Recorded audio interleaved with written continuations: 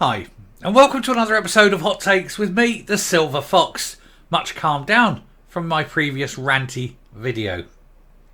I had to go away, make a cup of tea, take a few deep breaths, and I'm back.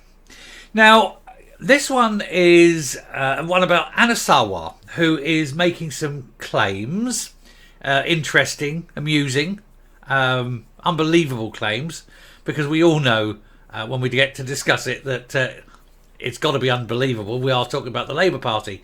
But he's saying that everyone is really fed up with the economic chaos caused by the SNP in Scotland and the Conservative Party or Conservative government all across Britain.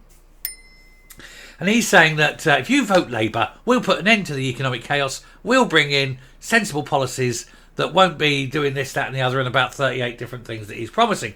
Well, we all know straight off that this is a pile of absolute horseshit, don't we? Never have a Labour government left office and the country been richer than when they came in.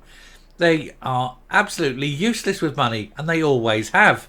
And the worst thing about this election coming is you're going to end up with Angela Rayner as Prime Minister. And she's thick as two short planks. And if you think things are bad now, imagine what it's like when you've got a moron running the country. Let's take a look at this to see why Anna Sarwar is purely delusional in his belief that things are only going to get better. They didn't under Blair, did they? Here goes. Before we get into it, here's an interesting fact. When the election comes this year, whenever it should come, we all know that Keir Starmer is going to win. He's going to be the next Prime Minister. And he'll only be the second Labour Prime Minister to win an election in 50 years. Isn't that an astonishing little fact? Because since 1974, when Harold Wilson won the election, only Tony Blair has won an election for Labour.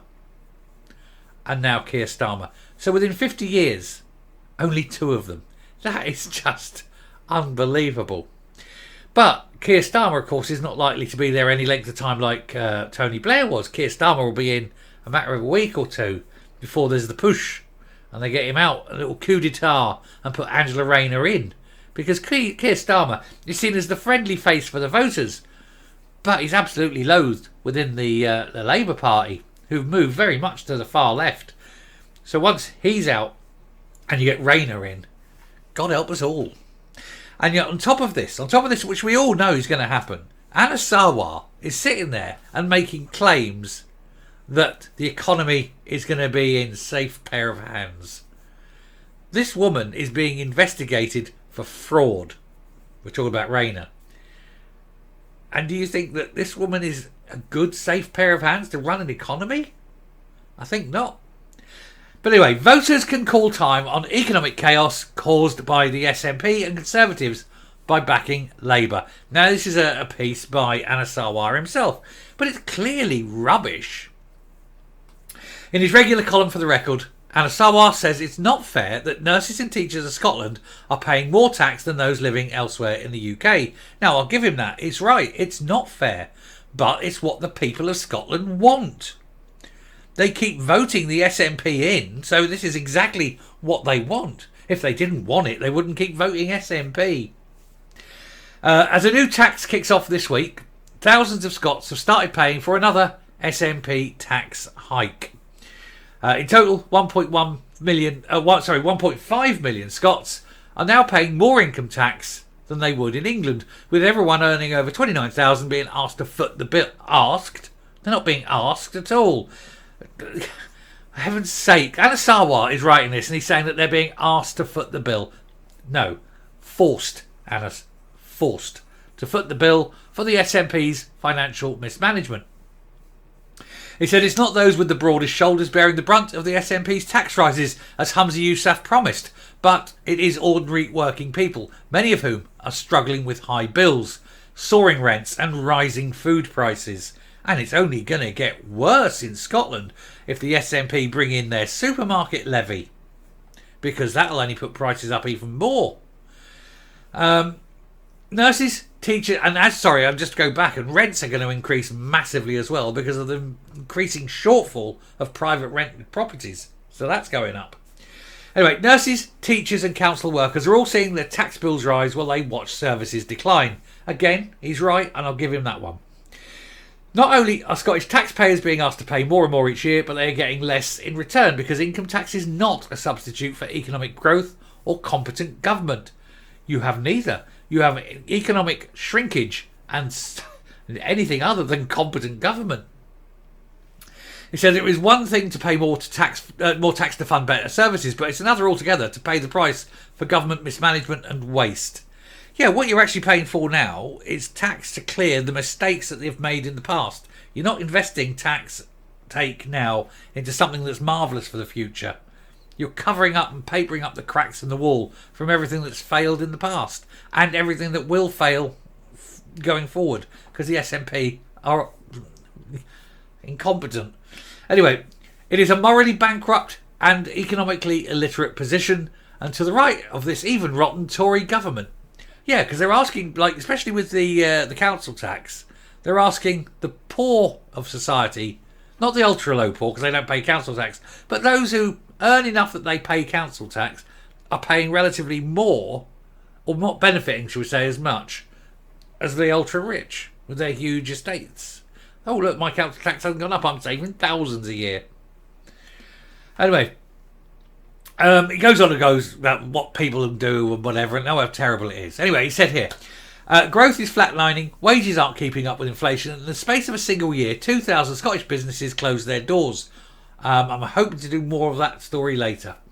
If growth had remained at the level it was under the last Labour government, our GDP would be £20 billion bigger and Scots would be an average of $8,000 a year better off. And indeed, the way that wages have risen, everyone in Britain, not just in Scotland, everyone in Britain is actually earning less than what they should be by quite a few thousand a year. That's a few thousand disposable, but for some reason these wage rises haven't been coming through, but they absolutely need to, and the people of Britain need to sort of really push for this. We are behind international growth in wages demands. We need to push. We need to get bigger wages. Anyway, he said this is the difference between a Labour government makes, and that is in change, and that is the change on offer at the next general election. Yes, but look at the cost of Labour. Now, you're talking about the last Labour government was 20 years ago. Getting on, 15 years ago. And of course, back then, you had the arse end of the 2008 depression, which was incredibly deep. So any kind of growth that came from the back of that was always going to be there, simply because you were starting with such a low base. Prior from 97 to 2010, actual level per income per capita had declined under Labour. Let's make no bones about that. He's just picking a very low base to go from. He says we can put an end to years of financial mismanagement and waste with Labour's cast-iron commitment to give taxpayers good value for money. Oh good, will you be ending all the foreign embassies? Will you be cutting the entire independence department? Will you be getting rid of all the spin doctors? Well, you certainly won't be getting rid of the spin doctors, will you? Labour love spin doctors. He said we can rebuild our crumbling public services by getting public finances back on track and delivering economic growth. That's not how you're going to do it though, is it? You're going to do it with massive borrowing, because that's what Labour do. Every time I was there, I remember the IMF coming in. I remember Dennis Healey taxed them till the pipsqueak. And the moment he said that, all the millionaires got their money out of Britain. Britain went bankrupt within days because of Dennis Healey and his desperate need for tax. People don't understand. It's always the left. Tax and spend. No investment. No, let's grow the economy through a low tax system. Because the left never do. He says the past weekend marked 6 months of Hamas attack on Israel on the 7th of October, the largest loss of Jewish life in a single day since the Holocaust, for which our good Muslim like Anna Sarwar was probably not fussed, I'd imagine. He said the scenes of death and destruction we witnessed on that day and the attacks on Gaza every day since have left us heartbroken. Well, no, you reap what you sow. If you hadn't gone in on the 7th of October, none of this would be happening. The people of Israel and Palestine desperately... There is no such place as Palestine. The people of Israel and Palestine desperately deserve peace, security and freedom. That's right. And if all the Muslims in the Middle East put down their weapons, Israel would be at peace. If Israel puts down its weapons, there would be no Israel. He says, right now we have a terror organisation, the SNP and Hamas, who have no interest in peace, and Netanyahu's far-right Israeli government that isn't interested in peace either. No, because they still want their hostages back, and the Palestinians haven't given them back. And the Israelis say, look, we'll stop, give us the hostages back and we'll stop. They're not doing it. He said, we've seen basic humanitarian supplies not being allowed, thousands of innocent lives lost, and the destruction of hospitals and schools, and most recently the death of aid workers. Well, the hospitals and schools were blown up because that's where Hamas hide, big brave men that they are. 3 of whom were British citizens. Well, they shouldn't have been there, should they? You don't go willingly into a war zone and not expect trouble.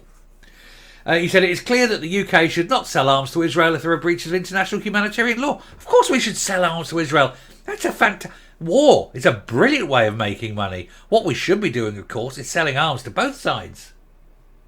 Ka-ching on double payday. He said, in my view, the actions of the Israeli forces do not comply with international humanitarian law, and therefore the sales of arms to Israel should stop. Let me ask you this, Mr. Sarwar. If your next-door neighbour stole your children, would you just go, oh, OK, it's fine, we'll just not stop fighting about it? Or would you go across his fence and grab them back? Answer me that. Stupid man. Coming up. If anyone thinks Labour can be trusted on the economy, I would like them to refer back to history, to every single Labour government. And I mean every single one. Not one Labour government ever in British history, and it's going on 100 years now, not one has ever left the country better off when it came to the end of office. Under Blair, or under Brown at the end, when it was there, and they left office in 2010, there was the note on the desk, sorry, no money left, we spent it all. That's what you get with socialism. They eventually run out of other people's money. Thanks very much for watching. Do please hit the subscribe button, ring the bell, leave a like, leave a comment, please share the video, and isn't it nice I didn't go into a rant? Bye.